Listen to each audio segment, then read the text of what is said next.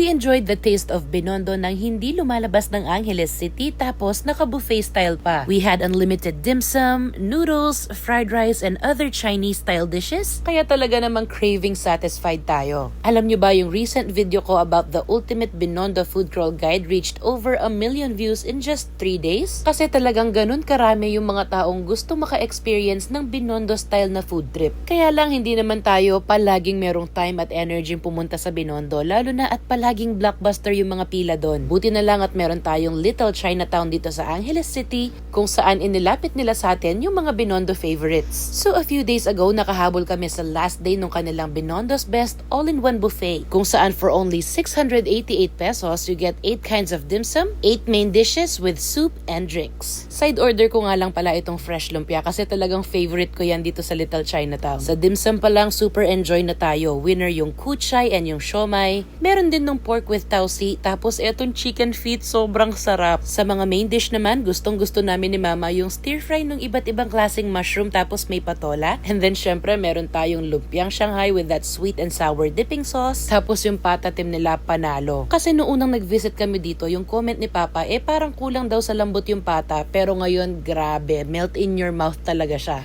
Na-enjoy ko rin yung stir-fried noodles na may toppings na Chinese-style kikiam. Tapos yung fried rice nila bongga rin kasi meron siyang sahog na shrimp. And then meron din itong super fluffy and soft na siopaw. Apart from the buffet, meron pa kaming side order kasi ito yung pinakagusto namin nung una kami nag-visit, yung steamed fish. Meron siyang light soy sauce with ginger, cilantro, and spring onions. It's very delicate. Tapos meron na rin sila ngayong xiaolongbao at hakaw. And I know, nabanggit ko kanina na last day na ng buffet nila nung nagpunta kami. Pero every now and then, binabalik nila to. In fact, in just a few weeks, magkakaroon ulit sila ng buffet, kaya hihintayin natin yon. By the way, yung drinks natin na kasama sa buffet ay black kulaman, and then yung dessert naman ay itong mango tapioca. Meron din silang money tray kung saan with every 1,500 pesos worth of purchase, pwede kang pumitas ng ampaw para makakuha ng freebies. Follow natin yung page nila para palagi tayong updated sa mga promo at kung kailan sila ulit magbubuffet.